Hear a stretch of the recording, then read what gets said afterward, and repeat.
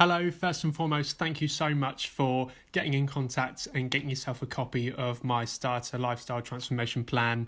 I've put this video guide together for you to help you go through the plan and fill it out correctly and get the absolute utmost from it so that you're set up for success.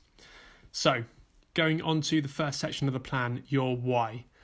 On this page, it's really important to sit down, be honest with yourself and give clear answers to these questions to help you understand exactly why you're on this journey and why you want to change and why you want to improve. So you can pause the page here and just take note of the answers I've put on this example case study so that it gives you an idea of what your answers could be. The second page for your problems. Now, going back to questions 1 and 3 on the previous page, specifically looking at these answers and extracting from them the main problems that you might be facing. So, as you can see from this example case study, being overweight and unfit, having poor mental well-being, and having poor decision-making and lifestyle habits would be relevant to this case. Moving on to your needs. This is the part where I add more value. Your why and your problems can be largely answered by you alone, as it's very personal. So as long as you're honest, you'll be fine getting those answers. But the needs and the action steps is where I can help advise you and tell you exactly what things you need to be focusing on in these specific areas.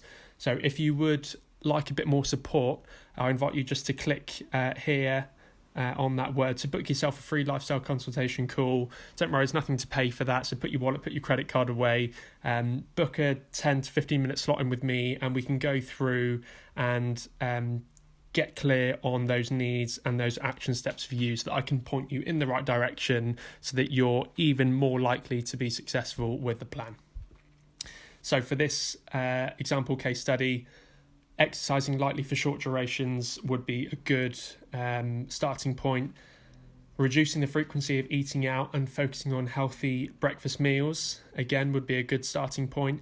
And practicing to say no and believing that you and your goals are more important than pleasing others would be a great thing to start thinking and really believing in yourself so that you kind of develop that willpower and strength to follow through on your own thought process and decision making.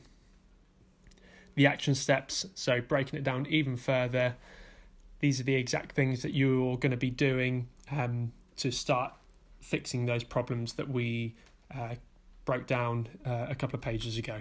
So for this case study, waking up 15 minutes earlier than normal 2 times per week and going for a short run. On the days that you would go for a run, coming back and eating a balanced, healthy breakfast afterwards would be a great thing to do. And then the mindset and behaviour would be saying no to eating out next time you're in that situation, and explain why to at least one person so that they can understand your reasons behind wanting to change your lifestyle.